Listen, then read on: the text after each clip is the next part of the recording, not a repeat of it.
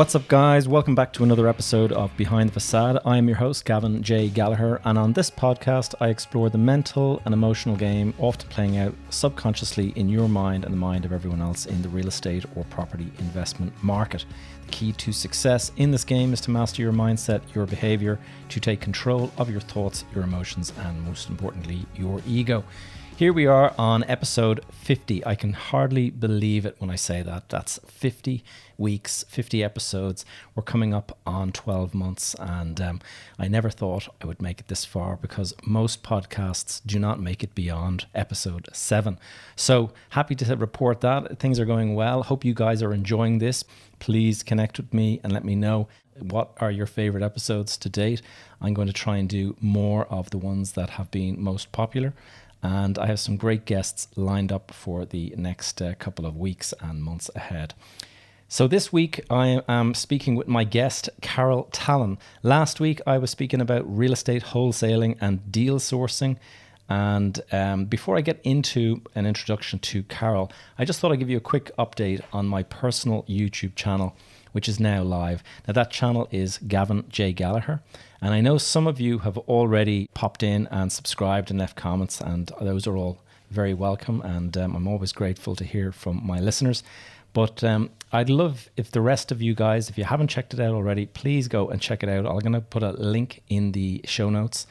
And if you'll just go in there, subscribe, leave a comment, let me know that you've come over from the podcast so I know you're one of the original listeners. I'm going to be putting up some behind the scenes footage from this podcast. You know, those kind of moments that weren't good enough to make it into the podcast because they were either mistakes or funny, you know, bloopers and things like that. All of that stuff is going to go in, and I think it should make for some enjoyable watching. All right, enough. This is a long episode. As always, my conversations kind of drag out a little bit, but that's because we're all kind of talking about stuff that we're passionate about. And Carol is no exception. She is really a force of nature. She's a fellow Irish property podcaster. She has her weekly show, Property Matters, which covers a lot of local Irish market topics. And she's also a multiple best-selling author, and probably best known for her books, The Irish Property Buyer's Handbook, which came out a couple of years ago. She's also the founder of PropTech Ireland, which is essentially the association that looks after PropTech in the Irish market.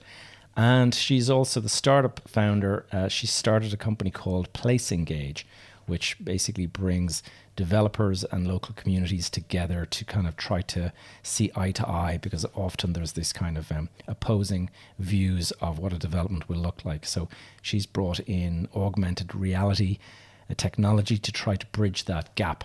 She's also the founder and CEO of Property District, which is probably best described as a media services business that works directly with Irish property planning and construction sectors. And so if you're reading articles about, you know, the construction sector or about the planning sector or anything, a lot of the time those are articles that Carol herself will have written. And most recently, she has been working on, as if she hasn't got enough on her plate, she's been working on creating a venture capital fund that will go into Irish PropTech and things of that nature. And we had a little chat offline, and she was explaining that this is a tough one, and she's been challenged by it. But I don't doubt that we'll be seeing a VC fund in no time at all. So look, it's probably best to just let Carol do the explaining of all of this herself. So without further ado, my conversation with Carol Tallon. Carol, it's been a while. How are you doing? Good. It has been a challenging 12 months, and I'm so envious of all these people I hear about downtime and new hobbies. Really, I think I'd like to have a few of them coming in to help me. Yeah. So it's definitely been a challenging 12 months, but it's been a mixed bag. Yeah, tell me. Well, it's great to have you on the show. It's going to be a little bit different for you today, perhaps, because you're normally the host of the show, not the guest. So, I have to say that I credit you with that final push to get me out of my comfort zone and start my own podcast.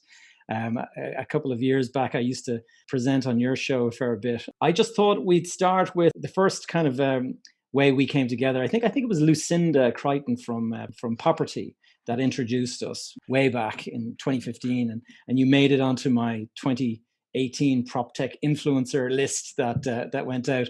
I love those lists. So listen, Cara, going through your LinkedIn profile today, just to kind of like make sure that I had my facts right, I was kind of like, whoa, where do I start? And I just thought, for the purpose, like everyone in Ireland, obviously you're well known, given you have your own property show, Property Matters and stuff. But given that this is kind of an international audience listening to this podcast, can you just give a quick overview of who Carol Tallon is? God, that question was so much easier when there wasn't 2 decades out of college. Like sometimes I forget that I've aged as much as I have. Sometimes I still feel like a 24-year-old founder.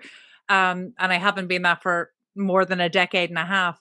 But my background is in law, and that's as much of a surprise to me as it was to anybody who knew me. I definitely wasn't a good student growing up, and I grew up on a dairy farm in Wicklow, which I loved. And in fact, every so often in my crazier moments, I think I really should have worked with animals. But no, I ended up studying law, and I surprisingly loved the course. But once I got into practice, didn't like it at all, and didn't last long. Just a couple of years. Just a couple of years there. I lasted 6 months in the civil service. After the first 2 months, I handed in my notice. So I worked for 6 months in my entirety in the public sector. 2 of those were actually working, 4 of those were serving notice. And then I never went into the public sector again. So I was in private practice then for a couple of years and worked mainly in the area of debt collection, probate, and conveyancing. And I was involved in some kind of interesting projects there. And that's really where I was introduced to innovation. So that was my first introduction to technology, innovation, and that professional services could be digitized. And that's going back kind of 20 odd years ago.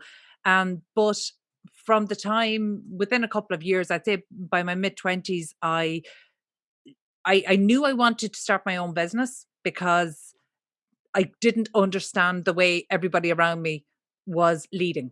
I just didn't understand, and I wasn't able. So I was an exceptionally bad employee, and I left the minute I had the chance. I think for me it was once Katie, my daughter, was making her first communion. I thought, okay, I've been the responsible adult for as long as I need to. Katie was born while I was still in college doing my law degree, so she was part of my early career. Once she made her leaving cert, once she made her communion, I was thinking, that's it, that's the grown up enough. So I went out and started a business, and I've been self-employed ever since, but with a lot of the same core team around me, actually. So that's heading for 16, 17 years now. And I loved property. I just loved it. I couldn't understand how it was so badly put together. I couldn't understand how it was so badly managed, how it was so badly sold, but I loved it. So actually, my first business was spending nearly 10 years working as the opposite to an estate agent. And at the time, I didn't know. What do you mean by the opposite to a estate agent? Well, I now know that that's buyer's agency, but such a thing didn't exist in Ireland. But I just knew that whatever estate agents were doing, I needed to be doing the absolute opposite of that. So I sat down and kind of designed together with my partner at the time, Orla Fitzmaurice, and we still work very closely together. So anybody who knows me would know Orla because we've worked together kind of heading close to 2 decades now, or certainly 16, 17 years. And together we sat down and we picked holes with all of we picked holes where there was problems with the property service, and then we designed a solution to fit that. And when we pulled it together, it looked very like what buyer's agency maybe in the US looked like. But again, it didn't exist in Ireland. This was, I'm not going to say it was pre-Google, but it was very early days. So we just didn't have access to information about other markets in the same way. But for years, that's what I did. I drove all over the country, sourcing properties. I set out with the intention of working for first-time buyers because they needed the most help. And actually, the reason we knew that is because I'd worked on a fixed price conveyancing legal service that made us realize when we were working on new developments, we could see that the same properties were selling for very different prices. And when the reality, and a lot of people don't realize this, but conveyancing solicitors can only record the deal that's been done. They're brought in at a point that's too far advanced to actually be able to influence it. And I could see very clearly, looking at a couple of different sets of conveyancing papers that and contracts, there were very different deals done. And actually, when I explored even a little bit further, I could see usually it was as simple as, one person maybe had their dad along with them, or this couple had a builder along with them. It was so surprising to see what a little bit of negotiation could do. So at 24, 25, we went out and negotiated contracts and deals like this. And what we realized very quickly is that, yes, first-time buyers wanted to use us, but they didn't have any money to use us. Yeah. So we ended up working for buy-to-let investors. So that was the bread and butter. So for years, buying investment properties, sourcing properties, or for people who were outside of Ireland at the time. So did that for a number of years. And then, throughout this, I suppose it was the crash. This was kind of 2006. So the market crashed very soon after that. And actually, it certainly wasn't through planning or any special knowledge, but the business model that we had set up was fantastic for that kind of dysfunction. So we had a couple of really good years. So when the market was in turmoil, we had some really good years. I mean, we were getting off-market properties, properties for 30, 40, 50% below market value. So it was a really great time for that business model. And by 2011, things had started to pick up. So actually the business model wasn't great. Suddenly there were lots of buyers in the market. There was lots of cash, and our model needed a dysfunctional market. So actually, once the recovery started to happen, the model didn't hold up as well. But actually, by then, I had started contributing to TV, radio, and I was writing a column in the Sunday Business Post first, and then in the Sunday Independent, a weekly property column. And effectively, that all led to writing the first of a couple of books and property annuals. And what I realized was that I really was passionate about sharing what was going on in the marketplace, because at that time, I don't know if you remember, but we didn't have the property price register. We didn't have information about the market. And all of the information that was publicly available came from estate agents. So there was a sales slant on it. So by doing a really radical thing of just telling people what we found out about the market, by telling people what our experience was, there was such a demand for that actually it led to me getting a publishing deal that went on for a number of years, and publishing an annual about property. That was the Irish Property Handbook, wasn't it? The Irish Property Buyer's Handbook. And, gosh, it's amazing. Look, I know that you talk a lot about mindset, and I know that you will remember what those times were like. But my first annual, I think, came out in 2011, which means it went to the publishers in I think 2010. And I can remember walking downtown to post 3 chapters of my book to a publishers that I had found online, because at that time the business wasn't going well. I needed to find a new income stream. And 2010 was a pretty tough time, early 2011. It was a tough time in the marketplace, purely because actually we were starting to see more cash coming in, and more buyers, and more international buyers. So I remember putting I'd turning 3 blog posts that I had written into chapters, sending them off to a publisher. And at the time, all of the research had been, publishers take 6 to 8 months to come back to you. So I was thinking, I've plenty of time to write a book by the time they come back to me. And that was in the afternoon, walked down to the post office. And the following morning at about 10 o'clock, I got a call from one of the 6 publishers that I contacted or sent the chapters out to. And they called me in for a meeting straight away. And at the meeting, I was given a contract. And actually, at the time, they said, so the book is done. And I said, yeah, of course it's done. Because I knew there was enough content there in the blog, but it wasn't actually put together. So I asked for 2 weeks to polish it and put it together. So effectively sat down and pulled the book together in about 2 weeks. And it was on shelves within about, definitely less than 12 weeks, which is pretty unheard of. Wow. And But I learned a lot from doing that as well, because while I was going through that, that was with a publishing house in Dublin. A second publishing house, which is a very well-known brand, contacted me as I was going out through that process. And at the time, I actually ended up with two offers to do the book. And one of them was a much more credible, larger publishing house. But they wouldn't have been able to put me on the roster until the following year. And I needed to be on shelves straight away because, I had a business to run. Yeah. So I made the decision. I went with the smaller publishing house for the first year. And I remember when my royalties check came in for the first year, that's when I discovered that the smaller publishing house used the larger house for distribution. So the larger publisher that I had rejected actually got 50% of the takings of my book anyway, and it cut my margin more, and I learned a really valuable lesson through that. There's a lot to be said, so I'm much smarter about negotiating deals like that. And I did switch and went to a different publishing house then for the second and subsequent books. But I learned a lot about, when you're desperate, when you're hungry and you need to move fast, you can lose a lot by doing that. That's true.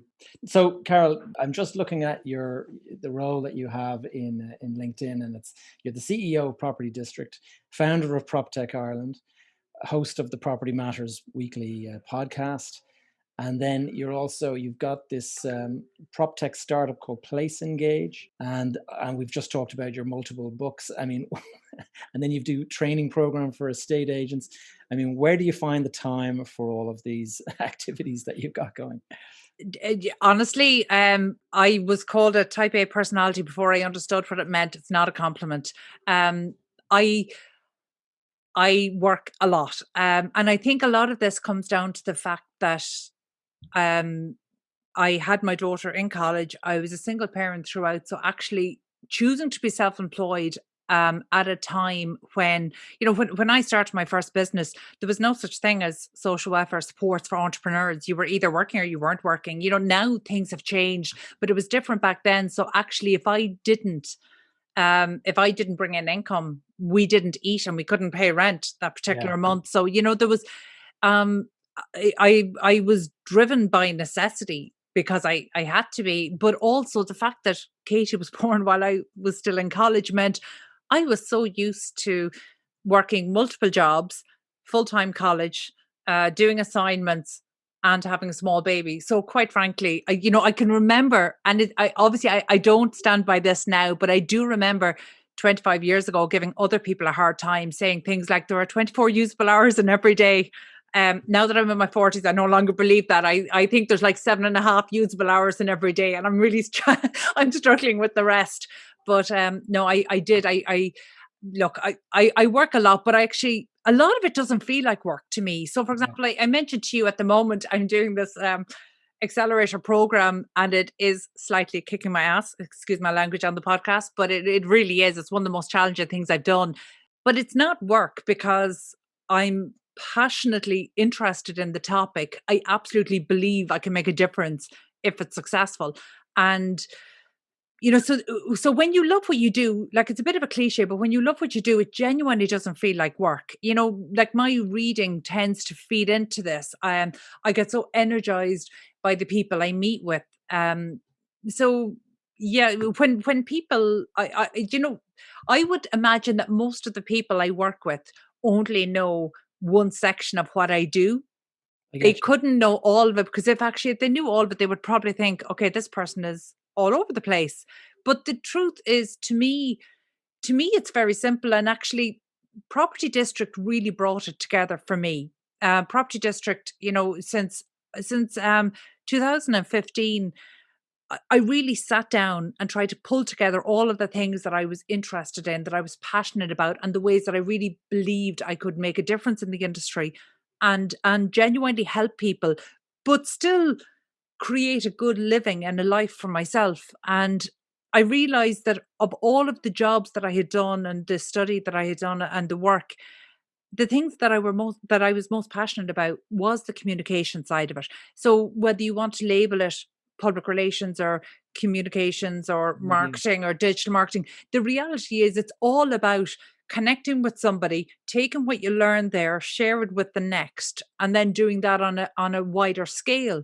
And I don't look, a lot of time, certainly in the early days, I was doing that for my own benefit. I was really interested in it, and this is how I learned. So Right. actually, there was a huge learning in it. But so property district.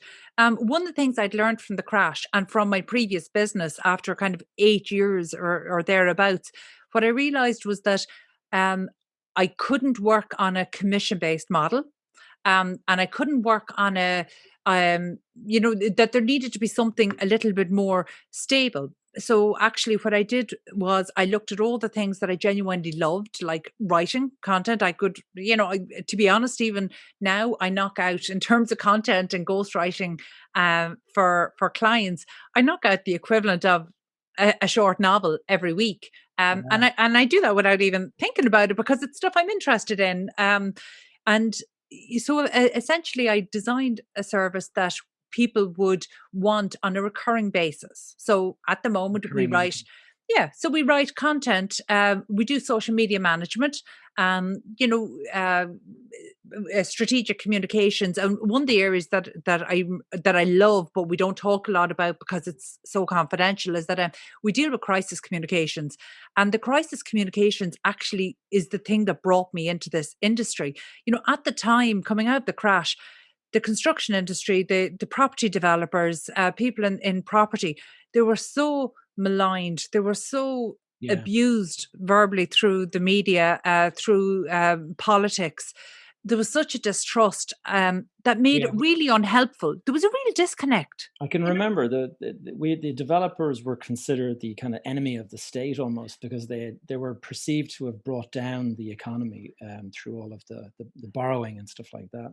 Yeah, I absolutely saw that, and at the time, and by the way, I'm somebody who really, I lost my first home in the crash because again, I was one of the very early casualties of the crash when back before I wrote my first book and everything. I had really, when I commit 100%, I commit 100%, and I lost my first home through that. And Wow. but yeah, but the difference is, I think I 100% took responsibility for that because at any point I could have made the smart decision and just gone into a job, and I didn't want to do that. So that is the price you pay for following your passion. That's right. And Yeah. so I accepted it as that. Now, unfortunately, that happened long before some of the structural changes came in, that reduced bankruptcy times or that stalled all repossessions and things like that. So, again, I was definitely one of the early casualties of the crash, before it was a little more comfortable to be. Not that it was ever very comfortable, obviously, but one of the early people. And the surprising thing is that didn't make me turn against the industry. The very opposite. I could see so clearly where I'd made mistakes. I could see so clearly where I had made bad decisions. And I honestly, it really felt like throwing down the gauntlet to do better next time. And so I couldn't wait to get back into it. I couldn't wait to do this better. I couldn't wait to capitalize on what I'd learned. And honestly, there have been, I'm now in the very fortunate position where when I succeed in something, I get lots of lovely publicity for it, and it's great. And I don't get as much publicity around the stuff that has failed, which is great. But there have definitely been more failures than successes, and that's just the reality. I think, but it doesn't bother me too much. I think that's for most entrepreneurs. There's a huge. I mean, the only way to win is actually to go through multiple failures, Yeah, and but you don't call it a failure. You just call it a lesson. yeah. Ultimately, it's just you either win or you learn. Yeah. Do you know what? I absolutely think that's true. I think it's got Elon Musk, I think, really articulates this well. He says things like a failure. I think he calls it like the crucible of learning.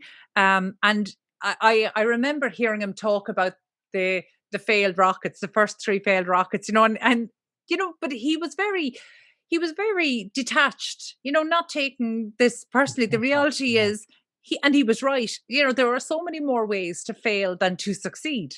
And so chances are you're going to have to fail a good few times on the way to succeeding. And for me, I don't know. I don't know why it didn't bother me in the same way that maybe it does other people, or maybe I just see it as part of the larger picture. But there's something really amazing about being in control of your life and being in control of the decisions you make, and being able to then take responsibility for the decisions you make, take I think that's the accountability key. for everything. I Yeah. think that's the key, is being accountable and taking responsibility. Because I've spoken before about when I went through my struggles after the crash. I ended up, millions and millions in debt and for a number of years.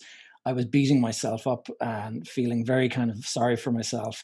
And it was only actually when I did what you've been saying there, is like just really realize that, hold on a sec, there is no rescue plan here. You either just own up to your mistakes and get on with it. Stop blaming the economy or the bank manager or whoever it was that, kind of led down this path. It was me borrowing all the money that I did at the top of the market. At the end of the day, once you accept that, you can sort of find yourself a path out of it. But until you've accepted that, if you're in that victim mentality and you're saying to yourself, no, it's somebody else's fault, it wasn't me who did Yeah. it, you're just going to be constantly there kind of blaming other people rather than figuring out a solution. You see, what I hear when I hear you say that, Gavin, what that tells me is that you obviously went into it with much healthier self-esteem, because at no point did it ever occur to me to blame somebody else for that, because I had made the decision as a single parent to go and be self-employed just because I liked property, because I got a kick out of it, and because I found it endlessly fascinating. So actually at no point did it ever cross my mind to blame somebody else, because quite frankly, anybody around me did warn me not to do it, and I still did it. So yeah, it definitely, and apart from anything else, again, when you've somebody counting on you, when you're responsible for other people, you Yeah. don't even have the luxury of or the time for downtime. As in, you have to bounce from one thing to the next to the next. I knew I needed to just find a way to leverage what I enjoyed doing and make money off it in a scalable way, and still give myself that all important time to explore. And actually, that's where PropTech Ireland came into it. Because I was fascinated because I was a columnist as well in the newspapers and doing some radio and TV work. Startups would come to me seeing could I help them get into the industry, because I don't know if you remember, Gavin, you probably do, I'm sure. A lot of the early days of PropTech innovation, it was very much consumer led. So people who'd had issues with the industry wanted to solve them, but didn't know much about the industry. Yeah. And personally, I thought that was very clever. But if I had been more establishment within the industry, I might not have thought that. I might have seen that as a threat. But what I found really, when I started PropTech Ireland, I was looking at all these complicated solutions. Did it need to be a venture fund? Did it need to be an accelerator program? Did it need to be academically linked? And then I realized it was just so simple. All I needed to do was give startups an hour of my time, sit down over coffee, have a chat with them, share what insight I knew about the market. And the most valuable thing I did was say, um, okay, I think this person might be able to help you, and open a door to somebody else. And it might have been the case that, because at the time, going back 5 years ago, the traditional industry was very closed doors to technology startups. So actually, sometimes it was as simple as uh, phoning somebody who was already in my mobile. I already had their phone number saved, ringing them and saying, listen, will you listen to this startup? Will you tell me what you think of their business model? Will you allow them in to just test their hypothesis here? Will you offer a testing environment? And the thing is, when the startups did well, they got in, they got their testing environments, they got access to early customers, and that led to, in a lot of cases, financing. What was really interesting, though, and what really blew my mind that I didn't know, a lot of the startups, PropTech, Enterprise Ireland, they weren't interested in PropTechs back 5 years ago. They are now, but they weren't. They're not leaders in the true sense of the word. So, there wasn't a lot of funding going around for construction tech and prop tech Yeah. startups going back 5 years ago in Ireland.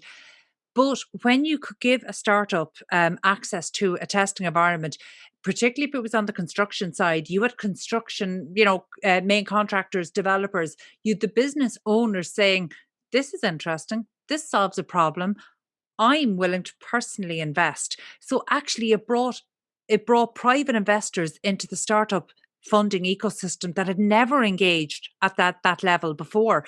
And I thought that was really interesting, because suddenly we weren't just tapping into the existing funding ecosystem for PropTech and construction startups.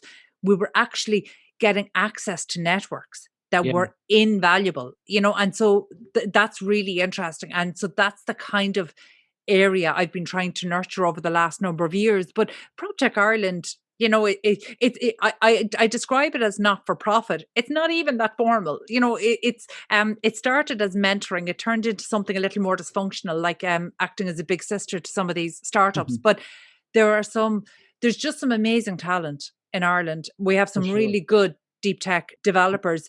We have some really clever people. And I think what's been really interesting to watch over the past 2 to 3 years is that we're seeing a lot more industry-led innovation. So actually now the traditional industry is starting to recognize ways to innovate, and we're seeing people leaving, whether it's the electrical services or contracting, and they're designing solutions for that industry. Yeah. And they're really interesting ones. There's some particularly good SaaS models coming out of Ireland on the construction Well, I side. guess they're looking at they're looking at what's happened to the banking system, and the fact that fintech has come along and disrupted all the big banks and stuff. And Mm. I think people are starting to wake up and realize that construction and property, the old way of doing things is going to be disrupted. And if you're not part of the disruptors, you're going to be the guy that getting disrupted. So it's Yeah. But a part of it as well comes down to having worked in the legal side of things, and then moving to the property side, and now much more on the construction side of things. I can see that there are definitely personality types that go into each of those professions. And you look, I don't know, is it just kind of an affinity with the people who find themselves in construction, but they're a hugely innovative bunch. They might not be technology driven, but they're very innovative. They're so savvy about the process that needs to be followed. Construction is a high value but low margin business. So actually, the attention to anything that will shave that margin is quite high. And also, it's a very despite everything that we're hearing about COVID, it's an exceptionally safe environment. It has been for decades now. So actually, investment in safety, investment in compliance, and investment in anything that is process driven, and more recently, obviously, leaning towards a more data driven approach. But there's been an appreciation around that. So actually, I found the mindset of people in construction to be so forward thinking. And I think okay. sometimes because it's not necessarily technology driven, that was overlooked and was referred to as a dinosaur industry. That's just not the reality. In fact, anybody who's involved in creating something out of nothing, that's innovative, that's creativity, and that's what that whole industry is. It's just been, I think it's been woefully misrepresented over the decades. Well, And that's where you come in as a yeah, communications person. Yeah. yeah. I wanted to ask you about that. I mean, being at the forefront of the industry's communications and stuff like that. I mean, what are the big challenges facing the industry? Or facing, from the industry side, and then the consumers out there, what are the big focuses at the moment from the industry? Honestly, one of the least helpful things that's going on at the moment is this, and it has been for almost a decade, but it's almost it had turned a corner and now it's coming back. But this anti-developer, anti-development, anti-construction, this sentiment is starting to get a little bit populist at the moment, and Mm. that's a problem. Certainly one of the biggest challenges I see at the moment. And you referenced there place engage. Place engage is designed to help members of the community, help members of the public relate better with members of the industry. I think strategically we've been allowed to think of these as being polar opposites, that the community and developers are somehow on different sides. on different teams. Yeah. And if you look at how Dublin was built and a lot of other places around the world, the opposite is true. Developers were always part of the community. And this was how they contributed to the community in the same way as the corner shop contributes to the community, or the school headmaster contributes. It's the very same principle. But somehow that got lost. And we need to change that rhetoric, because that's hugely unhelpful. Because it's feeding into real division in terms of politics, but it's also leading to bad policy decisions as well. So, for example, we're seeing in construction at the moment, our current housing minister is calling for the reopening of construction sites. And yet populist thinking is that that decision is being driven financially, whereas we're in the middle of a housing crisis here. We need more housing. And to try counterbalance that, you've got David McWilliams calling for property buyers to strike this weekend. By the way, I fully understand where he's coming from, because he understands that the system is so dysfunctional that actually we just need to stop. We need to stop feeding it. But the solution has to be not to polarize all of the people who are contributing to solving the problem and making it look like they're on opposite ends of the scale, when the reality is we have a complicated housing crisis here in Ireland at the moment, and there is more than one solution needed. There is more than one type of housing needed. There is more than one tenure of housing needed. And all of these things come together to contribute to an overall solution. By vilifying people providing private rental homes or private homes full stop, not only is it unhelpful, but it's so detrimental to the market. Whatever about the national psyche and all of the deeper consequences, immediately, in the immediate term, it's so unhelpful to the marketplace. So, you probably saw that Mitchell McDermott, cost consultants, their latest report showed that objections to planning permissions over the last 3 years are up 1,000%. Yeah, I know. They actually work for us They're very wrong. Yeah. Yeah, no, it's terrible. And I was going to ask you your views on buildings of height, tall buildings. I mean, I've always been a supportive of that, because I think if you go, the higher you go. Well, when I lived in Qatar, I lived on the 47th floor of this big, huge tower. And it was just an amazing experience, like beautiful views out over the sea and everything.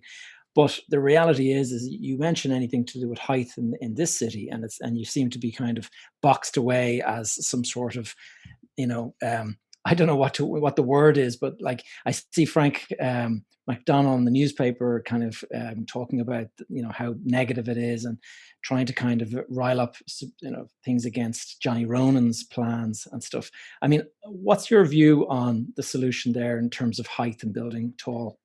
Yeah, I think that particular dispute that you're referencing has almost gone beyond a dispute about height. It's just gone Personal. overly personal on both sides. There's fault on both sides. Both sides have gone overly personal, which is just so unhelpful for the conversation, because actually, again, what it does is you're polarizing people. Whereas my approach to dealing with planning objections is always to give people more information, because a lot of objections are fear-based.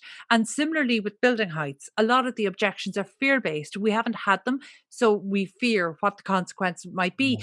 And there's absolutely no reason for that. And again, this is part of the driving force behind Place Engage, is that we have the technology now to show people what something would be like before it exists. Use augmented reality. We can do different simulations of daylight hours, winter hours, so we can actually show people what that would be like. And actually, it's really interesting. We took part in a hackathon a couple of years ago, and we actually won it for one simple reason. We showed that, at the time there was controversy over could an extra couple of floors go on to the Salesforce Tower that's next to the new central bank.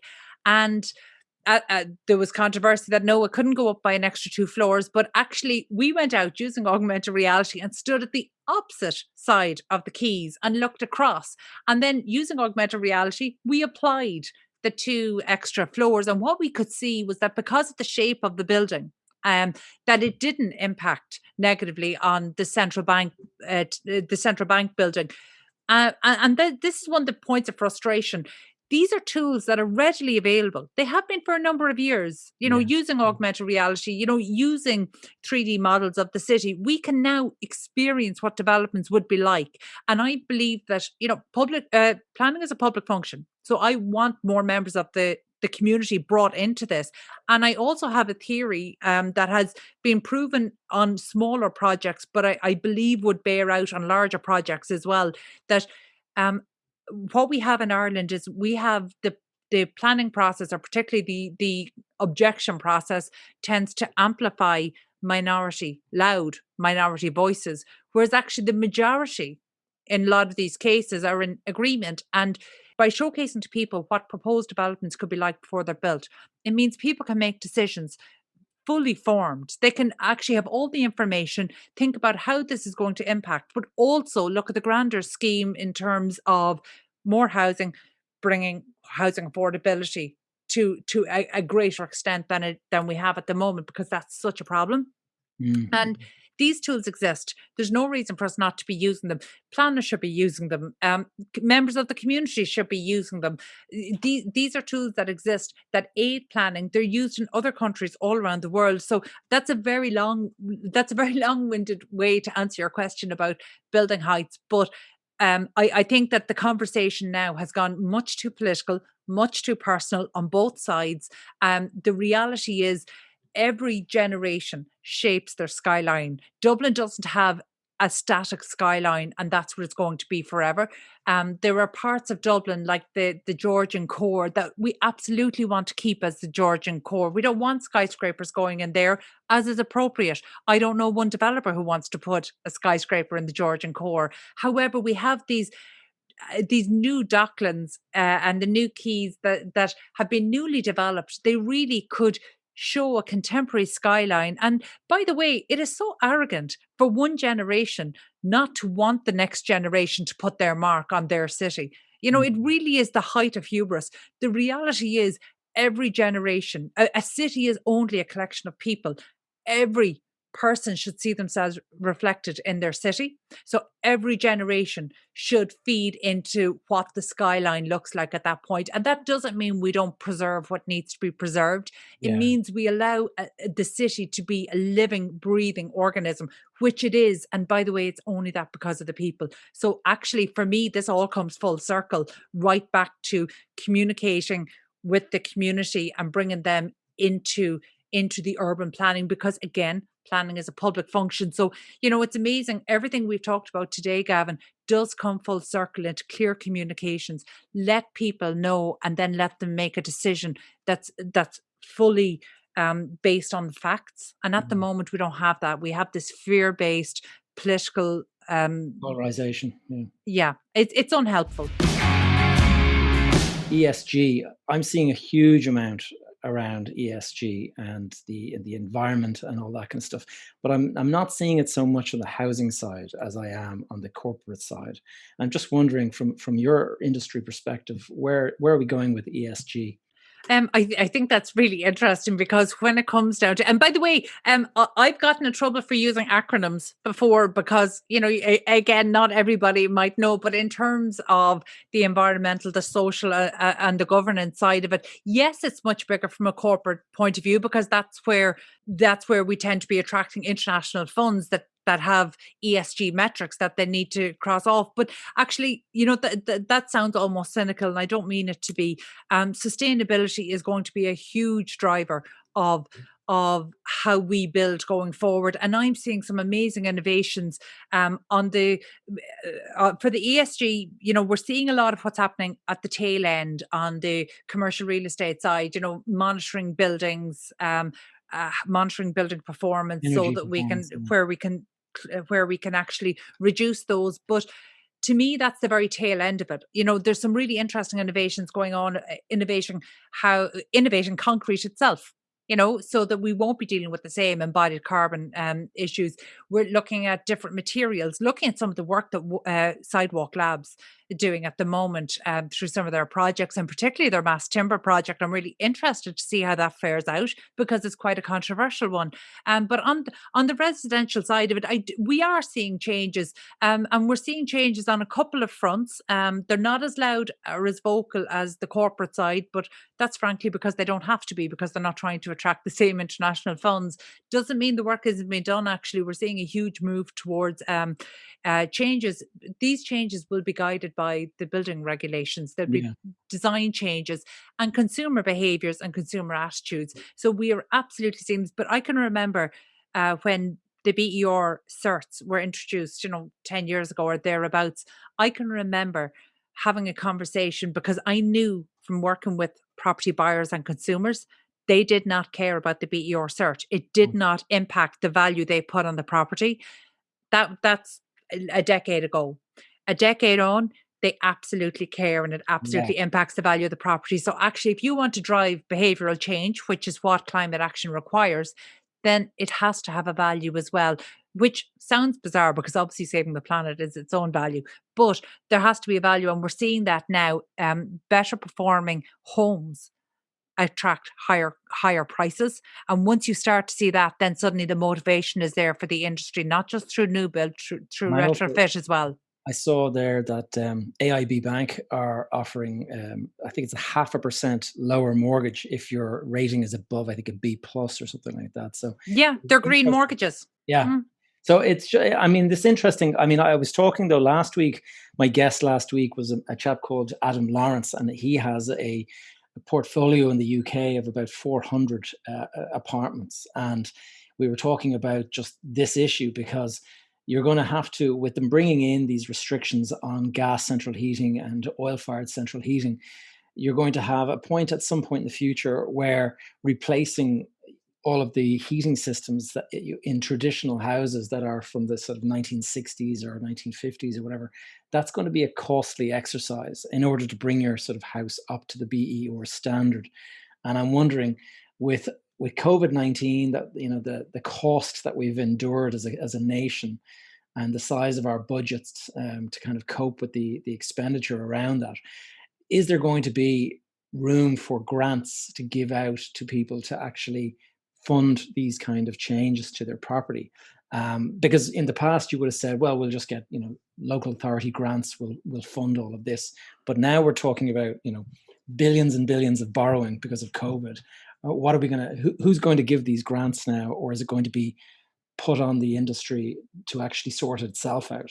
I mean, will landlords be told to just have to carry this burden themselves? You're sounding much more cynical, and I'm normally the one that sounds cynical, but actually you're asking, will there be grants? Yes, there absolutely will, for a couple of reasons. And part of it is down to maybe some of the job losses around COVID as well, because remember, doing this actually stimulates the economy and provides employment as well. In fact, it's one of the core tenets of Joe Biden's initiatives in this area. The other thing is that obviously just last week we saw the publication of the Climate Action Bill and the Low Development Bill. So actually, Ireland is committed to some very tough targets that they're going to have, that as a nation we're going to have to find a way to meet. So yes, retrofitting sustainably is going to be part of that, part of the equation. So there's a couple of different benefits feeding into this, but also that motivate the government to do it.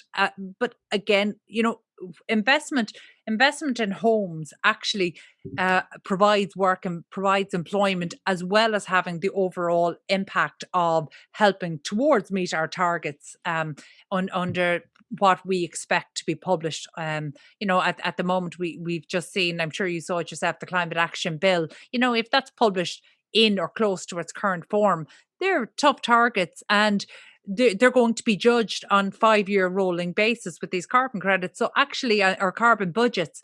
So 5 years isn't a long time. So any government's going to be looking for early wins out of that. I see retrofitting programs as being one of the early wins. Yeah. Well, yeah, no, I hope so. I mean, I'm a big advocate for the ESG stuff, and it's just, I'm seeing The corporate side, I mean, it's huge. There's such an emphasis on it, and every day I'm being asked for information on energy ratings and the performance of the building and stuff. But outside of it, in the kind of we'll say domestic or residential property investment market, you don't really hear very much from landlords in that area. So investors, I don't think, in that side of the market have actually picked up on this yet. I think private investors are a little bit nervous to even turn over that rock, because they know that they're going to be looking at paying out investments of anywhere up to maybe 25,000 euros per unit to retrofit. So they're a little bit nervous about even getting started. But that's not going to stop it happening, because compliance is not discretionary activity. They'll have to do it. But I suppose one of my greater concerns is that it will definitely push investors on the edge out of the private investment market. Yeah, that's the thing. I mean, already the tax rates and things are not that advantageous to investors in the Irish market. Carol, I wanted to ask about inclusiveness and the imbalance in the industry around male to females. So I have 4 daughters, and I look at their future and whether they want to follow me into the property industry. And you being, spokesperson for the industry and things like that, what are your views on it, and are we making progress in that direction? This is a little bit of a loaded question, because being self-employed, I'm kind of in that paddle your own canoe, which sounds very selfish in one way, but I've always led by example. So obviously Property District is a female-led business. So I expect by example that almost that's enough. But even down to smaller issues, like for example, did you know investment in companies, female-led companies, Ireland is actually outperforming the UK and the EU in terms of investment in female-led companies. By the way, it's still pretty shocking. Some of it's still down to single digits, but we're not the worst, which sounds very unambitious. But I don't mean it to be. But certainly one of the things that I have seen, there's a good camaraderie in terms of women across, particularly the construction. In property, I don't know if this is as much of an issue. I see some really strong female-led property businesses. I think it's possibly more on the construction side, more on the architectural and planning side. Actually, planning, there's a huge division if you look at the private sector. If you look at the public sector, I would imagine it's pretty close to 50-50, but actually in the private sector side, so that's always an interesting differentiation as well. So one of the things we try to do through our own property show is, we interview usually 2 or 3 guests per week. So we made it part of our commitment under the Women on Air initiative to always reach out to women. So at least, we'll at least reach out on an equal basis to men and women to fill the guests on our show. But anybody who's following our show will see that we will have 3 weeks of male only guests before we can feature 1 or 2 women. Wow. And unfortunately, that's because there aren't as many out there. They're also maybe not as willing to speak up. Because look, you and I have done it. We've spoken up in the industry, and it doesn't always go your way. When you share your opinion, you can be right, you can be wrong. You won't always be popular for it. Not everybody wants that. One of the interesting things, though, I actually had somebody say to me a couple of years ago, a man, that he was quite envious of some of the women, the women in business and women in property and construction events, because he felt as a man that actually there was a little bit of a closed shop as to maybe where you went to school and who you knew. And he felt that women had a little bit of an outlet away from that, but that men didn't. And I hadn't really considered that either. So, when I think about diversity and inclusivity, for me, I think it needs to come down to more than just gender. It needs to have that, I don't think we're very good maybe at neurodiversity. And I say that as somebody who maybe comes across as very outspoken or opinionated at times, to the point where I can remember somebody I worked with previously did ask me if I was on the spectrum, and quite frankly, it had never been asked before. Definitely got me thinking, maybe.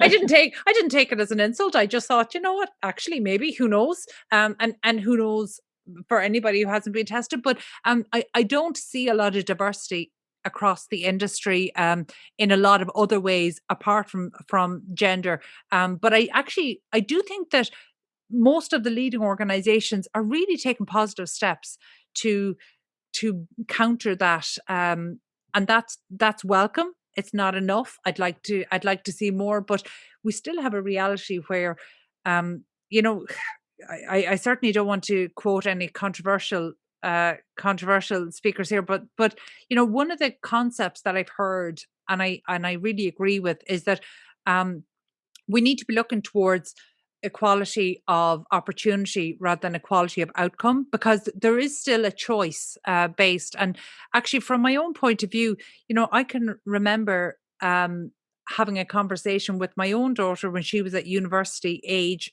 to find out, you know, would she be interested in construction? And she was really surprised that I even mentioned it. And that's despite the fact that I work in the sector. And in fact, one of the things that I voiced many times is, I wish I had discovered the construction sector 20 years earlier in my career. I wish I had gone straight into construction. I think it's truly one of the most rewarding careers. There's the potential is just unlimited. The opportunities are there, and yet we still see that. We still see that there's this imbalance of people going into it. And I thought it was really interesting to have a conversation with my own daughter who is around this. Yeah. And it never crossed her mind to do it, despite the fact that I currently work in the industry. So I don't know how we go about tackling that. There's some amazing initiatives, but we're definitely looking at tackling this in early school, not even secondary school, if we're trying to target this. But the concept of equality of opportunity rather than equality of outcome, I think, is probably a fairer one, because we're not looking to have 50-50 of everything in every profession. We just want to make sure that everybody going in feels they have an equal opportunity to try it, or has an equal opportunity to succeed if they choose it. But I don't think that we should be prescriptive, that they should be. In fact, you probably saw just this morning, I was reading that STEM subjects are now suffering with up to 80% fallout rates at university. So there's a broader question here. It has to be more choice driven, and I'm not sure that. I think gender is just an oversimplification of it. Yeah, interesting. I was going to ask, I see that you have a training program for estate agents that are kind of shifting to the digital transformation. Can you tell me some of the issues that you've actually uncovered just from your experiences? Is it a difficult shift for the industry to kind of move across? Is there still people? I mean, obviously nowadays, we're on Zoom. I'm used to using the computer kind of pretty much 8 hours a day. But I realize that in rural parts of the country, that's not the case. What have you found that a difficult thing to train some people? Actually, that was one of my favorite. That was one of my favorite programs that we've run. We didn't do it in 2020 now with COVID, but we will pick it up, I hope, by the latter part of. We normally run from kind of September, so we run like an academic year. So we aren't running one at the moment, but I'm hoping by September 2021 we'll be able to go again. That's the Agile Agent Program. And it's one of my favorite things that I've done in the industry, because again, I love impacting real change. So the Agile Agent Program, we actually identified people, estate agents, that were possibly being left behind by this whole PropTech movement. So we work with independent agents, not franchises, because we know that franchisees tend to be supported through the master franchise. So, they didn't need our help. So actually we worked with independent estate agents, and we only take on 12 per year.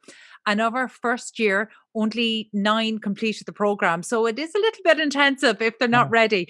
More completed by the second year. I think maybe 10 of the 12 completed by the second year. But essentially what we do for a period of 11 months is that we take independent estate agents that have fewer than 5 income generating agents, we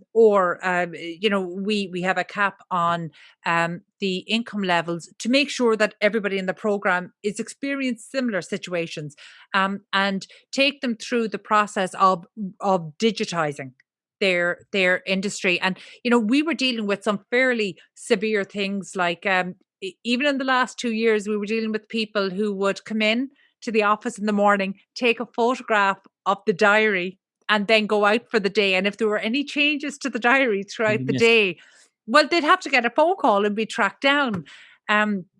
So we actually, we learned loads about that. We learned lots about human nature on that as well.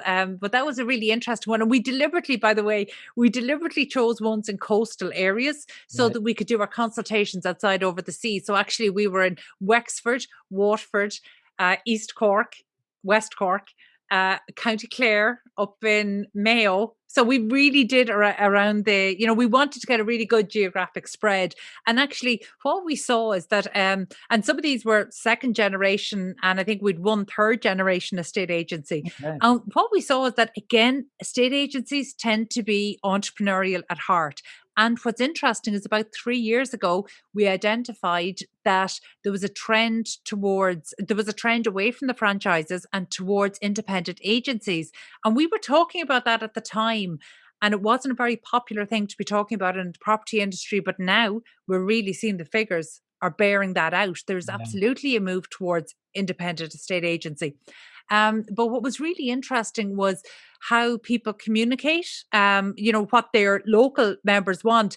But we saw that actually one of the really interesting things we found is that even the people who were embracing technology, they were investing in technology, but not actually using it properly. So, for example, we had people whose CRM systems would manage their cases but feed into their accounts.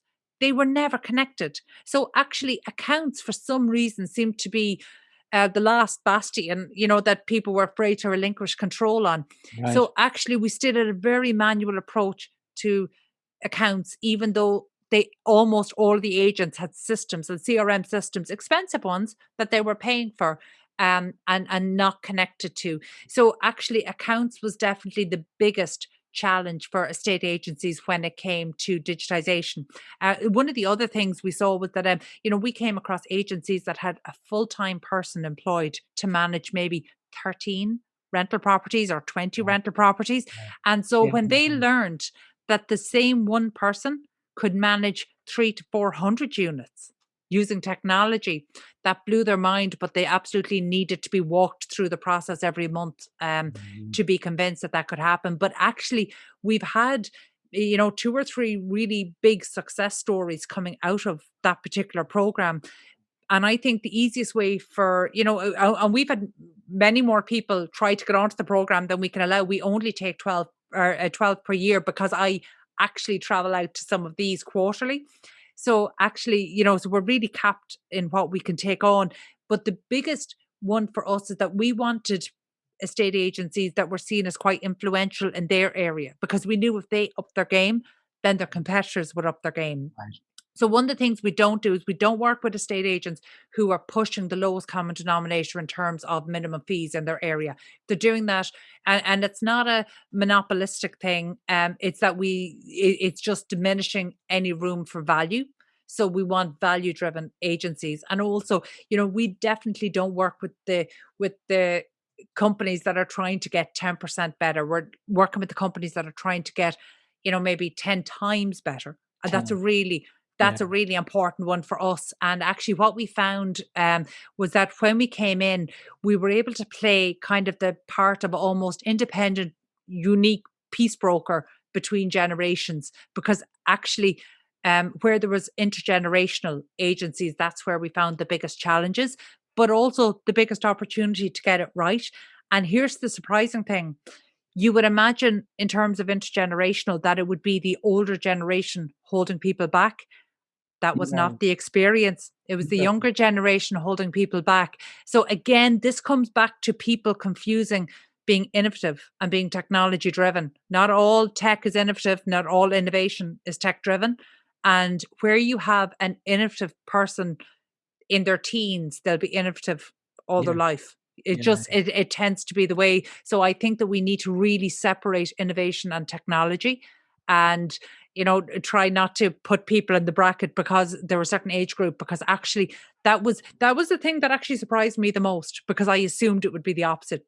But when we got down to it, no, it wasn't. Now that you're saying it, I mean, because I'm in a family business, obviously, and so I know the intergenerational sort of issues that we face, and I would have thought that that's exactly the same thing that you thought, is that it's the older generation sort of holding back and insisting that the old way of doing business is maintained. So that's an interesting finding. Carol, we're coming towards the end. I was going to ask you, well, what would you consider the best advice that you've received to date? Oh my God. You know what? Actually, that is such an unfair question, because I'm appalling at listening to advice. I generally don't solicit it and I don't take it. But there are definitely some things I've learned. I realized when my daughter was going into her first professional job, the advice I gave her, I hadn't realized how much I'd internalized that. But actually, one of the things I really regret was that I didn't understand how to be quiet in a room when there was a lot of expertise, and I don't know, is it a gender thing, or is it, I was the youngest of 6 before my youngest sibling came along. And so I don't know, is it kind of being a younger child as well, but always fighting to be heard.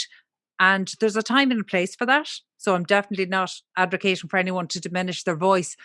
But when I think back to some of the rooms I've been in over the decade, well, certainly going back kind of 2 decades ago or a decade and a half ago, there was a lot of expertise there. I wished I'd kept my mouth shut and listened more. It's funny you say that. I've just been thinking of somebody said the other day, it's that we have 2 ears and 1 mouth and we should use them in that proportion. Yeah. Good advice. And Carol, being a podcaster and an author yourself, do you have any podcasts or books that you would recommend to people looking at entering the industry?